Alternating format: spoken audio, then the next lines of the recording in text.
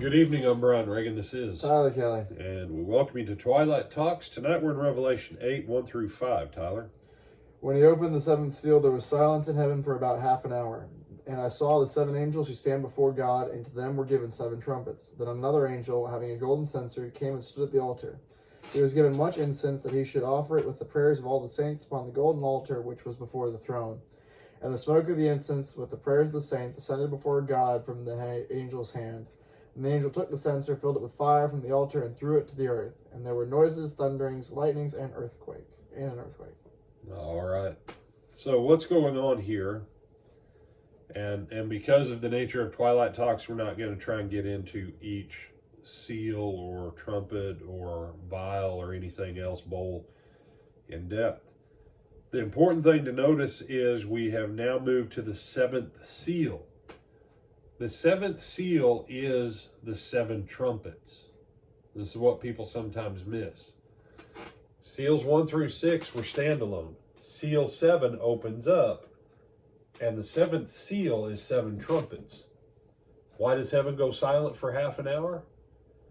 Because what is now in this seventh seal is so amazing, phenomenal, awesome, magnificent, wonderful. Not in the way you and I use words like awesome and wonderful. Went to school with a guy, well, two guys actually, that were from Africa. They were my roommates. And, when they would talk about stuff, they would use words like awesome and wonderful. And they meant, there was a car wreck today, and bodies were mangled, and it was awesome. A couple of the Americans were like, "What's wrong with them? That was terrible." No, it was a sight that inspired awe in them. It was awesome. One of them was talking about something else, and they said, "Oh, isn't it wonderful?" And someone was like, "Are they just stupid? They don't know what, that's not wonderful." And I said, "Yes, it is." And I did tell one of them, I said, "No, you're the idiot." Now, back then I wasn't quite as tactful as I am nowadays. Nowadays I would have said, "No, you're the one who's ignorant." I wouldn't have called him an idiot. I just would have told them they're ignorant. Because why? It was full of wonder. This thing that they were describing, just, wow, how's this even possible? This is wonderful. Well, the seven trumpets are wonderful. They are awesome. They're a big enough deal that all of heaven goes silent. That means even the one who sat on the throne, the lightnings and thunders that proceeded from him, he went silent too. And this whole scene that we've watched of these tens of millions and hundreds of millions of angels who cry out, "Holy, holy, holy."